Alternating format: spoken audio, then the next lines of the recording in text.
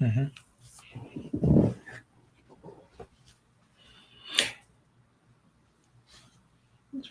I don't know. I couldn't see them. Hello, black man. What is going on tonight? We are here tonight to talk about a very, very, I'll say, sensitive subject to some. Some, this is kind of, their staple in life, right? And what I found out recently is there are so many people, young adults and people that don't know how to play spades, right? They don't know how to play spades at all.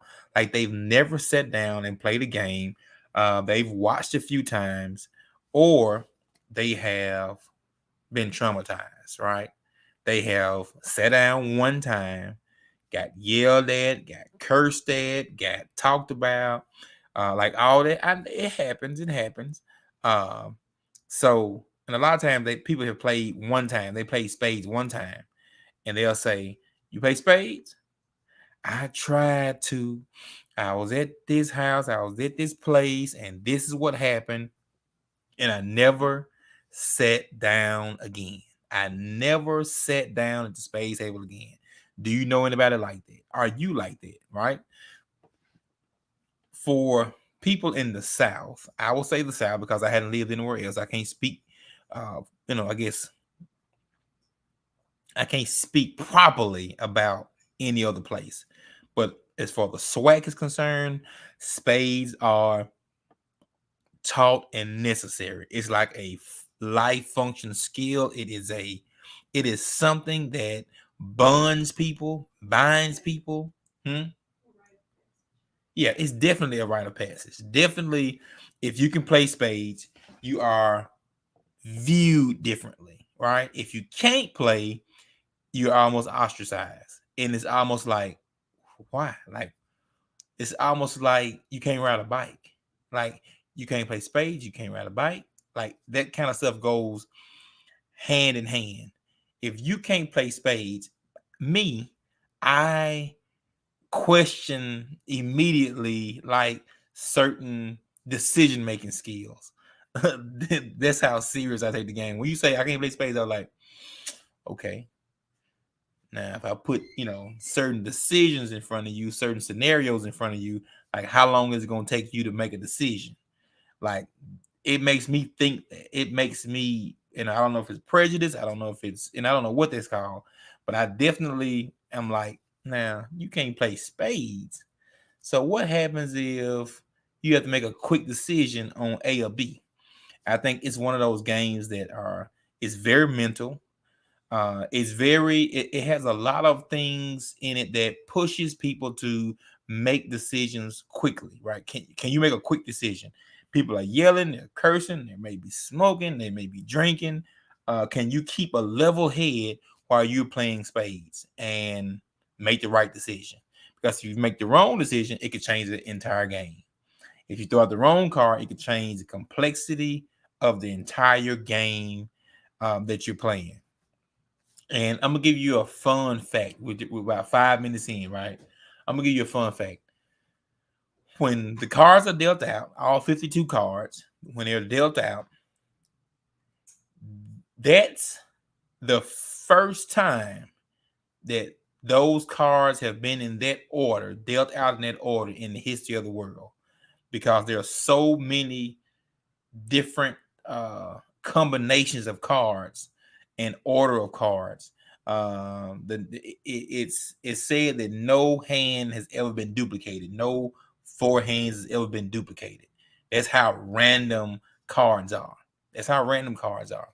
And so, like this tonight, we're gonna go over some basic rules of playing. So I guess first of all, why are you playing? Like some people are casual players and you want to separate, unless it's necessary. Unfortunately, you have to separate casual players from the life or death players, right? You know the life or death players. You know your auntie that's going to lose her mind if you play one bad card at 7 p.m. and talk about it to 2 a.m., right? You know that person. That person that can't really keep it together once something bad happens, right? So so if that's called standing in your lane. Are you going to stay in your lane as far as level of competition? You will know when it's time to move up. You'll know when it's time to move into the big boy table. Normally, when you playing in like a sub or game room and stuff like that, there's going to be the competitive table. Then there'll be the loser table, the table that you play at for a while until that one table comes back. That's how we play. You're going to have the one or two table where people want to play because the level of competition is so high. They want to get at that one table. Now, if you're at home with your friends or family, uh, it's more than likely everybody has a set level of skill, like how good they are. If spades is really their thing, if they're playing this to pass time. And some people are just ultra competitive. Some people, they don't want to lose. Like, it's something that's going to be talked about, especially family event, family reunions and stuff like that. It's going to be talked about. What was you doing? You remember 3 years ago you played a queen of diamond, and you had the king in your hand, and you had this, and you could have cut this, and we lost that game. Like, people don't forget spades. Like, they don't. Like, I can tell you right now, at my mom's house, I had a scorecard where me and Primer uh, came back from like 350 points down in the game, 1-500. Came back from 350 points down. Like, I still got the card. We signed and everything. Ken Strode is he says he is the greatest spade player you know. I don't know who you are, Ken Strode. If that helps. If you think you're the greatest spade player I know, I don't know you, obviously. Um, One of those things. So, Strode, what we're going to do tonight, I have a special guest, and the special guest is going to help us kind of talk about and walk through to some of you what spades is about. So, one, figure out if you're a casual player, if you want to be professional, right?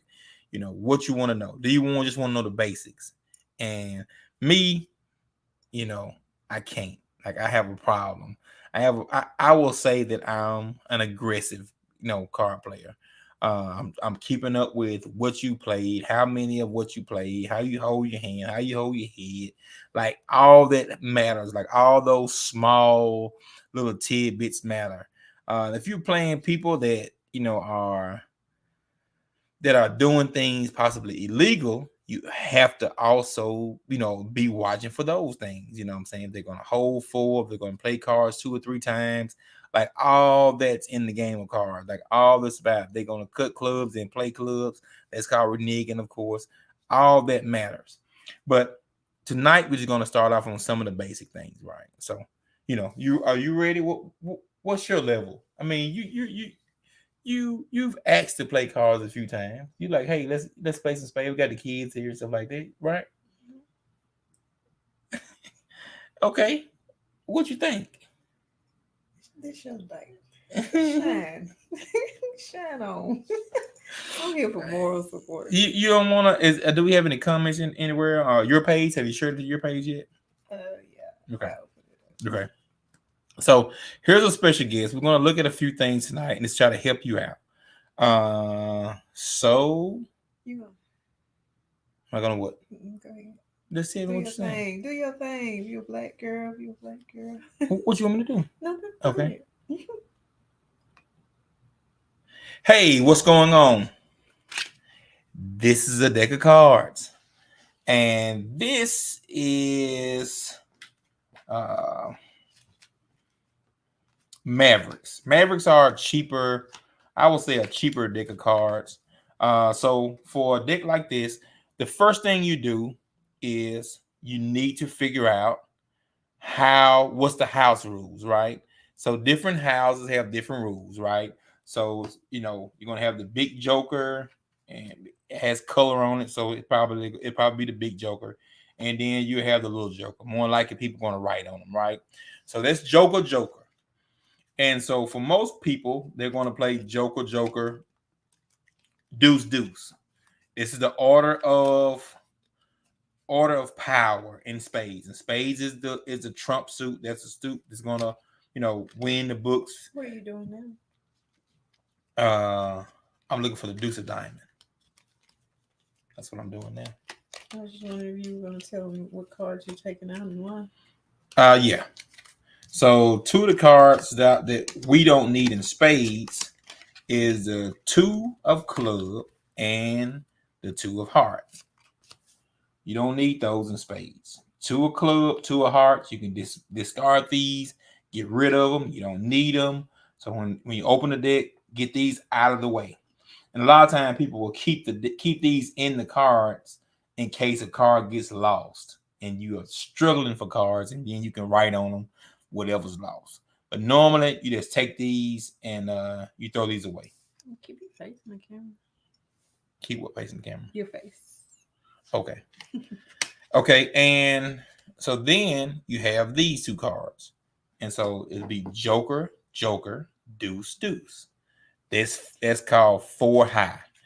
And those are if you have all four of these, you have a guaranteed four books. Joker, Joker, Deuce, Deuce. And every suit goes the same way after that. Joker, Joker, Deuce, Deuce. And then let's see how far I can take it up. Boom. And then in spades, of course, you have the ace comes next. And then king and the queen, of course, and the jack all the way down. But the rest of the suits go the same way, right? So ace is going to be your high and diamonds. And then you have, your next high diamonds. And same way with clubs. Clubs are the same way. Ace, king, queen, jack. All of them go the same way. These are the way the suits are laid. What's that called in poker? I don't know. I don't want to confuse nobody. A flush. Don't confuse I don't know. They be like, what y'all talking poker? So ace, king, queen, jack. And so there are only so many cards in every suit. So let's take clubs for an example. And this is why this is going to help you bid your hand. Ace, king, queen. It's 4, 5, 6, 7, 8, 9, 10, 11, 12. There's going to be 12 in that suit.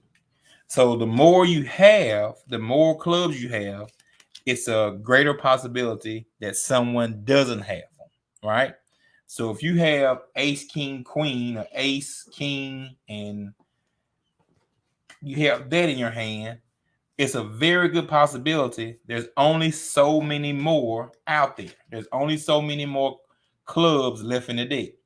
And this is going to help you to deduce if someone could be cutting it, or how many can you count in your hand based on how many more are out in other people's hand, especially your opponent.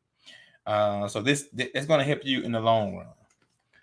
So for me, like I said, you're going to sit down. The person that's shuffling, he deals to the left, cuts to the right. The person on, the opponent's going to cut the cards. But the main thing is when you're shuffling, give a good shuffle.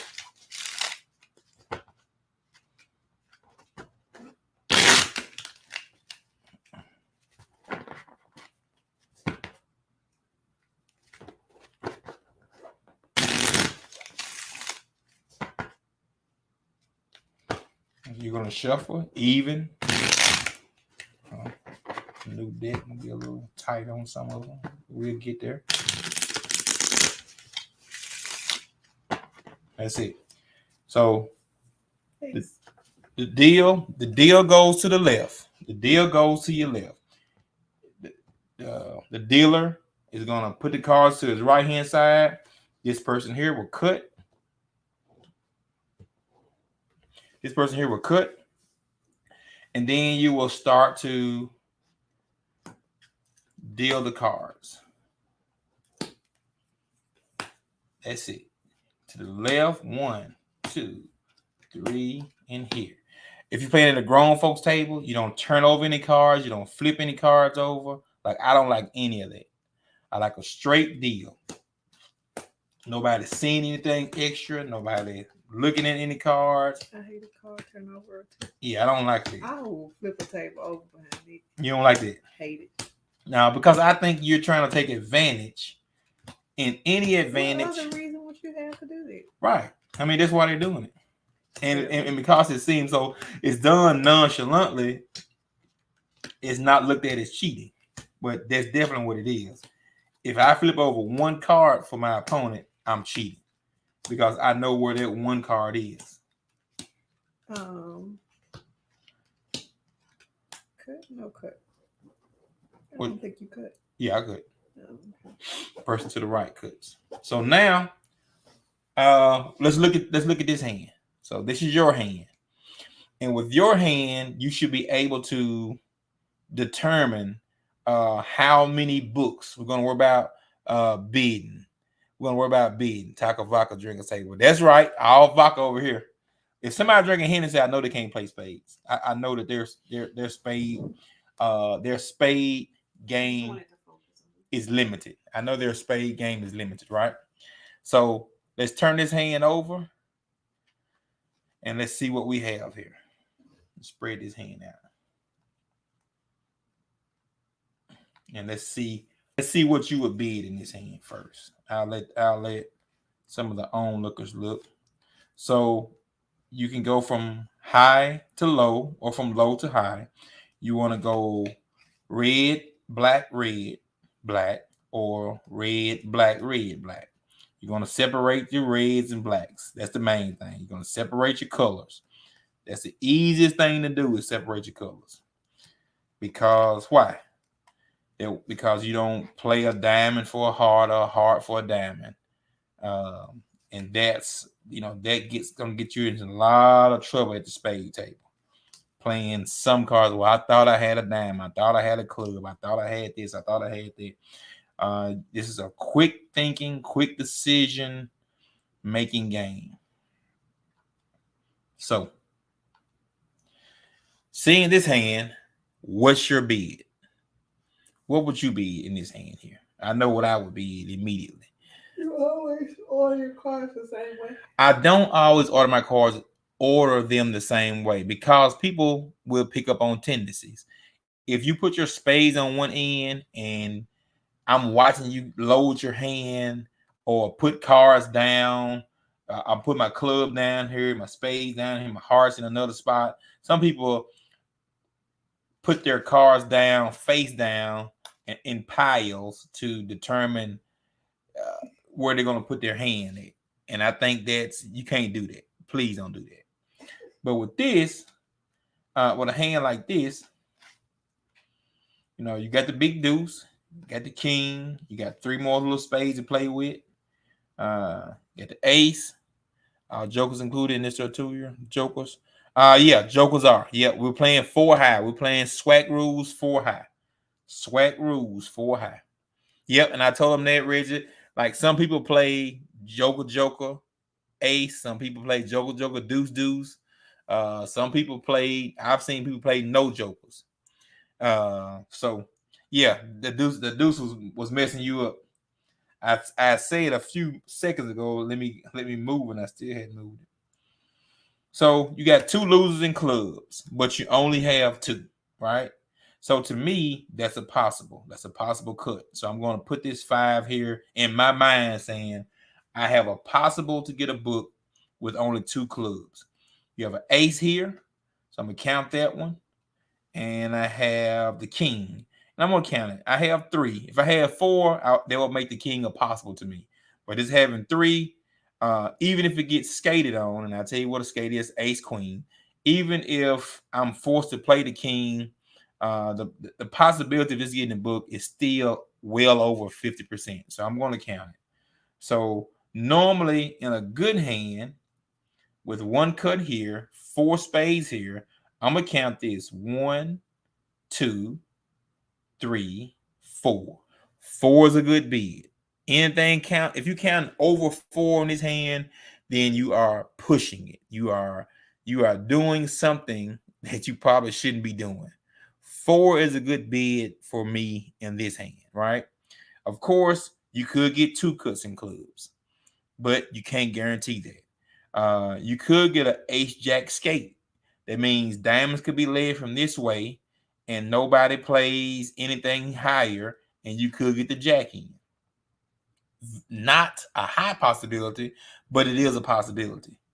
So 4 is a good bid for me, especially for an average player. You're not trying to push it. If your partner says they have 6 or 7, then yeah, you can count 5, because their hand gonna be so good it's gonna help your hand out.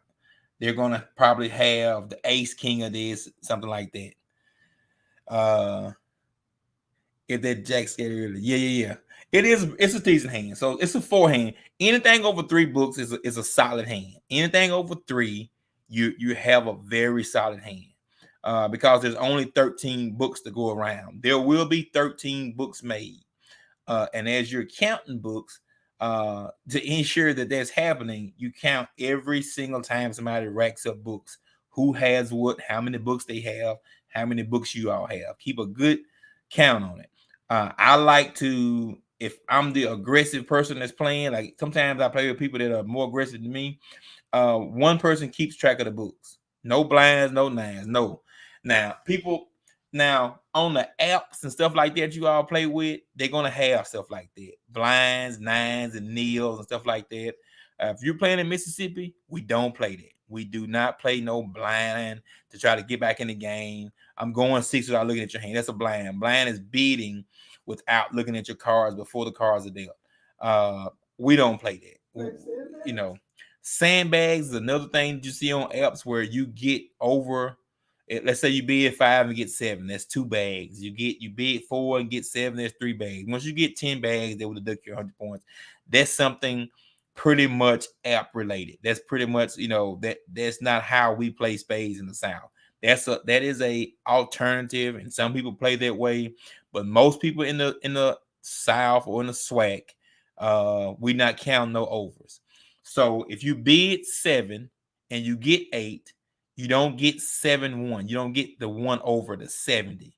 That's not how we play either. So all those, there's a lot of small, minute rules. Now, if you're playing in some places, they count overs.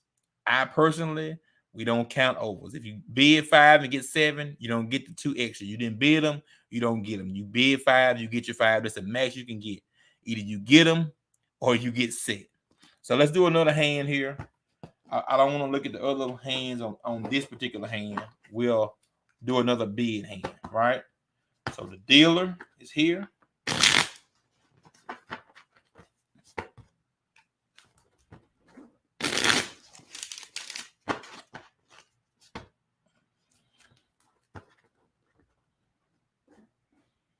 And people see what I'm doing here. And that's it. They're shuffling the cards.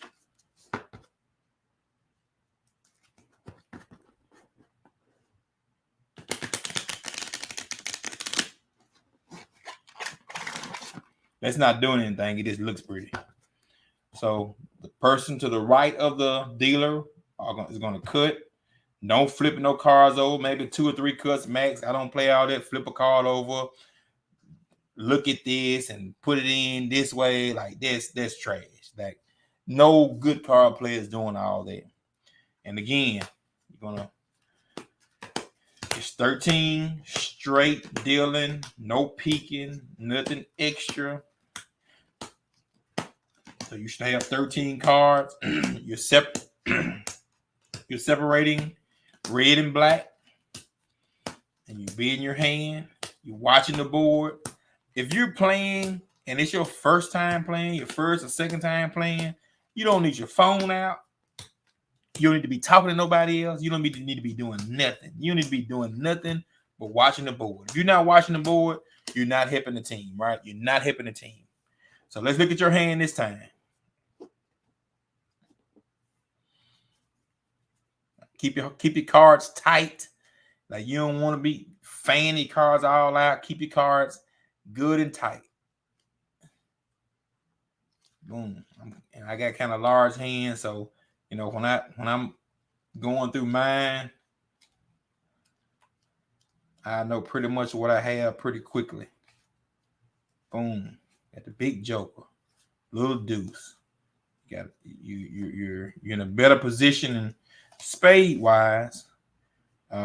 Face card wise, let's see what we got here. What's your bid?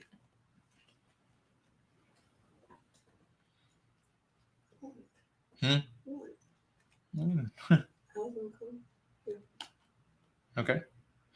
So here we go. What's your bid on this hand? So this is how I would play this hand. You got really two ways you can play this hand, right? Once you hear the bid, you know if your opponents have strong hands or weak hands. You have probably guaranteed two here with ace king. Having 3 out of the 4 high, if you're gonna play spades, then this will be the suit that you keep to try to get the jack in. Play the king first, make that book, and then just keep ace jack to try to trap the queen. But that's kind of advanced. You have the big joker, little deuce, ace, king. So there's only 2 cards in between here. You got the little joker and the big deuce. Little joker, big deuce. That's all you got right here. So these are some strong cards, very strong cards. You only have one, I'll say loser in spades.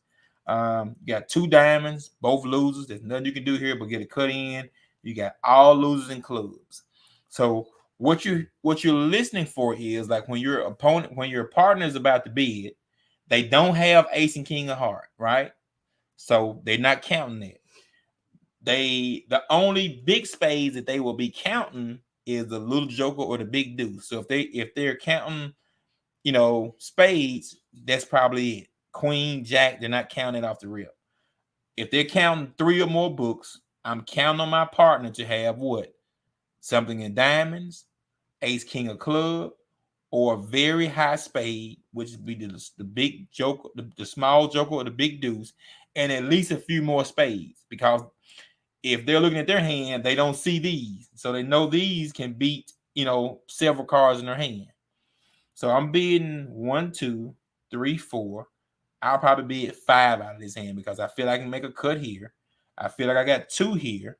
1, 2, 3, and with having these many boss spades, I should get 2 of these in. Even if the joker catches one or the deuce catches one, you should be able to play your hand in such a way that you're still getting books in here. 1, 2, 3, 4, 5. I'm gonna count 5 out of this hand.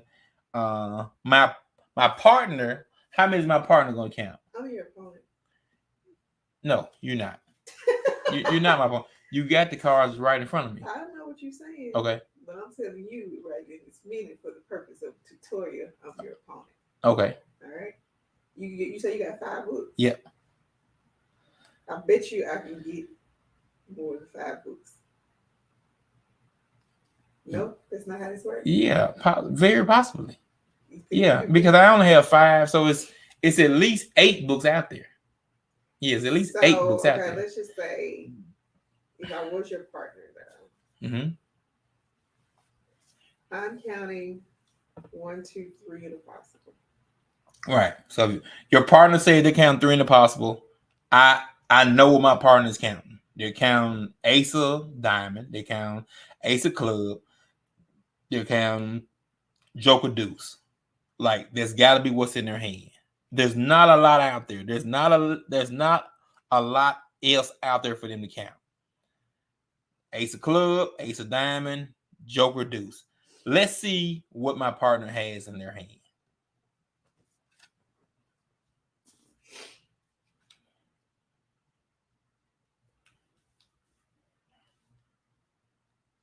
Ace of club, ace of diamond, joker, little joker. Right? There's really nothing else out there. So you have to be thinking what's in your hand is taken away from everybody else. So once they're taken away and your partner is counting certain books, like it's a limited amount of what they could be counting. And so with that being said, I know what to play or what to lead or what to expect in the game as the game goes forward. Like I call this one pretty much perfectly. They have queen down, joker, couple losing clubs. It doesn't matter. So clubs are the opponent's hand. A couple hearts shouldn't hurt us. They don't have enough hearts to hurt the ace king here. So that's how that goes. So the main thing is you got to get reps in, and you got to be able to bid your hand, and you don't play out of turn. So as the cards come around, they're playing clockwise. You never play out of turn. You never play out of turn, because it gives the person to your left an advantage. They know either you have something or you don't. They know what your intentions are. If you have an ace of club and you play it first, and they see you have it and it's not your lead, then I'm going to stay away from clubs as long as possible, right? Or I know that you have a certain suit, so I know how to play my hand. Like, everything makes a difference in spades. When you play in spades, everything makes a difference. We're going to do one more hand.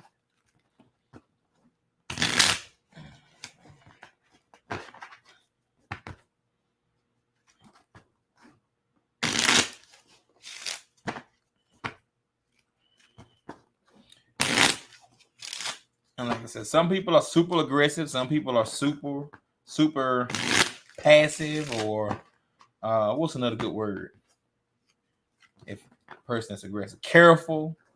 They don't take a lot of risk.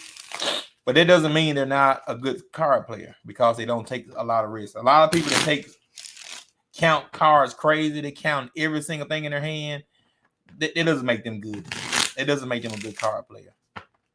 A person that can take people that are not super skilled, play with them and stuff like that.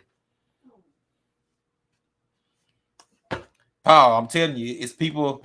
Listen, it's people that have never picked up a deck of cards in their life. To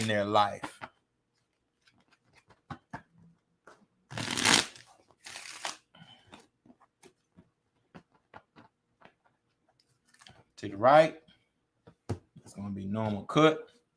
You're going to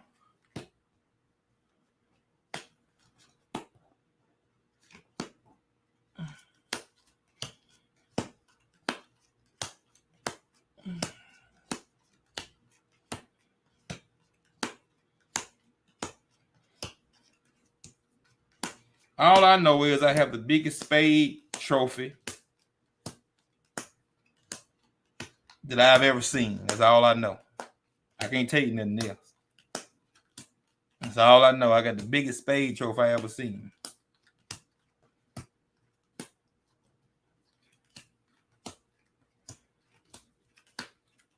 And possibly the smallest. Very possibly. Let's look at your hand. You want me to get a opponent's hand now? Or you want me to get the partner hand? Oh, this kind of hand right here is gonna test you. This kind of hand here is gonna, decide what kind of card player you are. You're gonna get these kind of hands. This is nothing. This is nothingness and nothing. Trash on top of trash. These kind of hands, people say, I can make something out of that, right? Those kind of people you don't sit down and play cards with. People that tell you they can make something out of nothing. If it's nothing, it's just nothing. This is math. It's basic math. There's only so many cards that beat cards, right? So people telling you, I can get a card, I can get books out of any hand. No, they can't. Don't sit down with them. Don't play with them. Don't tell me what I can do. These people will have you losing on the sideline. I'm just telling you right now. Some hands you don't have possibilities. You don't have anything. This hand, I would probably say you got two possibles. You have nothing in diamonds. It's complete trash. Complete trash in diamonds. Nothing. All losers. You got 4 here. And what you're counting on is you're counting on having a couple cuts here, right? But based on what your opponents have, they could hit spades and take these out of the game. Joker, joker, deuce, deuce takes your 4 out, which is always a possibility when playing super aggressive people, right? They could come out and hit joker, a deuce, and then you playing this. And if they play joker again and you play your jack, they will become more aggressive. It's like blood in the water. They're like, okay, you playing a jack? on top of my deuce, you playing a jack on top of my joker, then I know you're going from your least powerful card to your most powerful card, and you having to play a jack. Then I know the next spade I play, you must play a higher card. So at that point, I'm becoming super aggressive. I'm gonna say, okay, you played a jack, I'm playing joker next, I'm playing deuce next. You got to come off of whatever you have, right? Uh, some people still play with deuces T. So I'm just, you know, four high is what some people play. A lot of people have reverted back to joker, joker, ace, which depending on it doesn't matter, but you have to learn one way. Uh, so with this hand, you do have one club, one heart, which are possibilities and cuts. But your hand is so bad, so poor. You don't have any leads, so you're going to be following suit in anything that's being played. So you have one in a possible. I would count one in a possible out of this hand, even though there's a possibility that they could play joker, joker, deuce, deuce, and it be gone, right? So one in a possible is a good one. You would possibly get a cut out of hearts or clubs, maybe two. If you got two in, that's probably the most you're gonna get at that point. You get two cuts in. That's the third time they've been played. They're probably not coming back to that suit anyway. You don't have any winners in diamonds. Somebody's probably cutting diamonds or either have one or two. And then that's pretty much all you can do out of a hand like this. Let's look at my partner's hand. Partner, what do you have? Based on my bid. Yeah, based on your bid. I can't guess without you telling me. You sound like you were finna try. No. Well, yeah, you could have everything with this hand because I don't have any boss cards. I don't have any lead cards. All right, let's see if you want to play with me based on this bid. I have 1, 2, 3, 4. I'm excited because I know we got bored now. I'm excited because I know we got bored. I feel like I can get 5. You feel like you get 5. So possibly joker, joker, deuce, deuce, because I don't have it, and they're counting 5. I'm hoping she's not counting any diamonds. Because if she's counting diamonds and I got 7 diamonds, there's a possibility somebody only has 1 or less. There's a great possibility because there's only so many diamonds. And then hopefully she has ace king of club, ace king of heart. Like that's ideal. Because if she has ace king of heart, when the ace is played, I play the 10. When the king is played, I can discard something. I can throw something away. I don't have to cut her. I don't have to use a spade. I can throw something away. How do you know when you could win that? Oh man, so it's based on the number of times a suit has been played for me. If it's the first time and you hadn't bid a lot of books already, then I don't think you have the suit to win, the cards to win that hand. So I'm going to take advantage and get the card. If it's a third or fourth time, then that's a different story. Let's see your hand.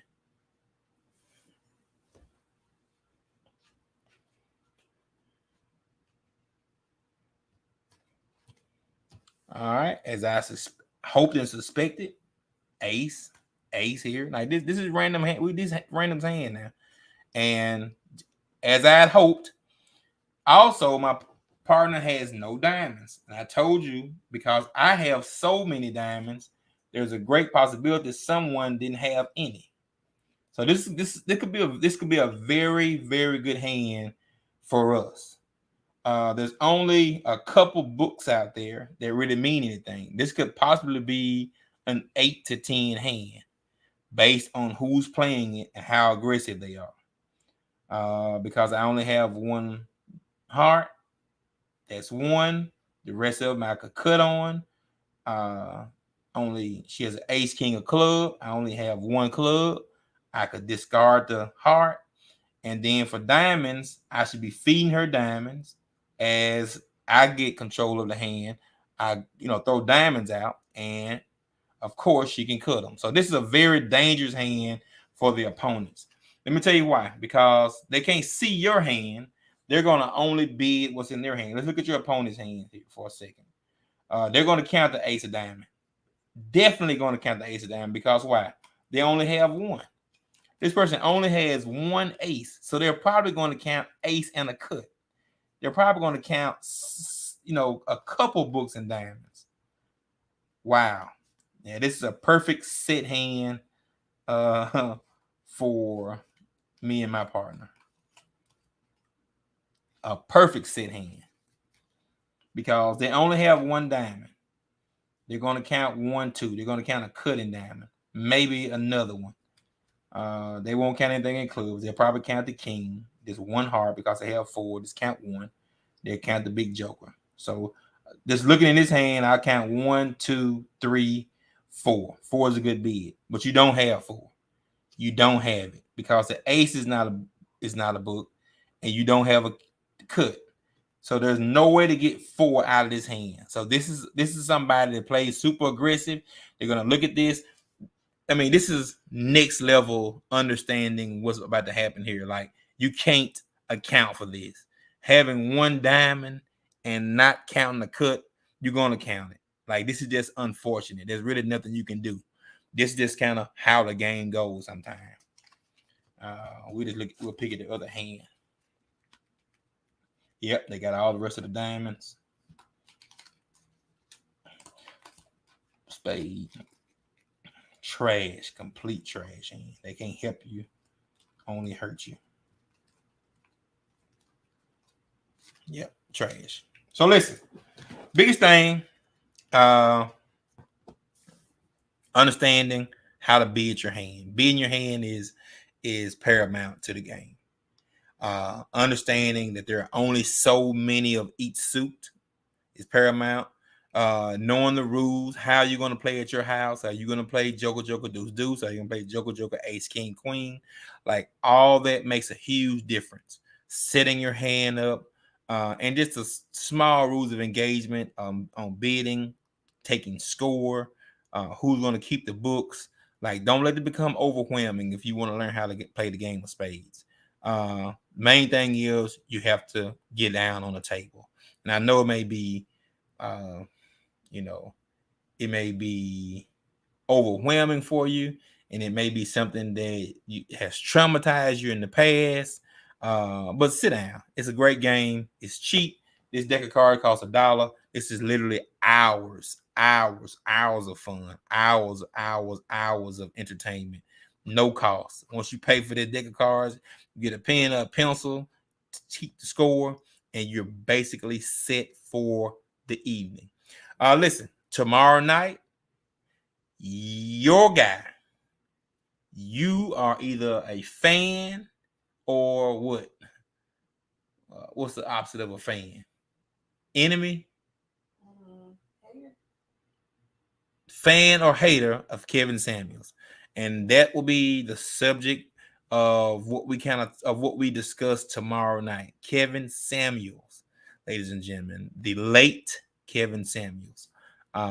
So tune in tomorrow night. We'll give a good go of that. Spades, I want to bring this back a few times. So maybe every 2 weeks we'll just throw a hand in while we're, have any show going on, and I'll see what you guys think on how you would bid it, and then we'll reveal the opponent's hands as we go forward. This kind of give you all continued refreshers. That's all I have tonight. My name is Jamie Jenkins. I'm Hello Black Man. I'm also the spadeologist. I'm also the reigning Jackson Spade champion. Yes, look it up, Google it, YouTube it, whatever you need to do. 8-0, 9-0, I think was our team's score. Shout out to my partner. Listen, y'all have a good night. Hope you learned something tonight. We out. Hello, black men, and thank you, Maverick, for being on the show tonight. I holla.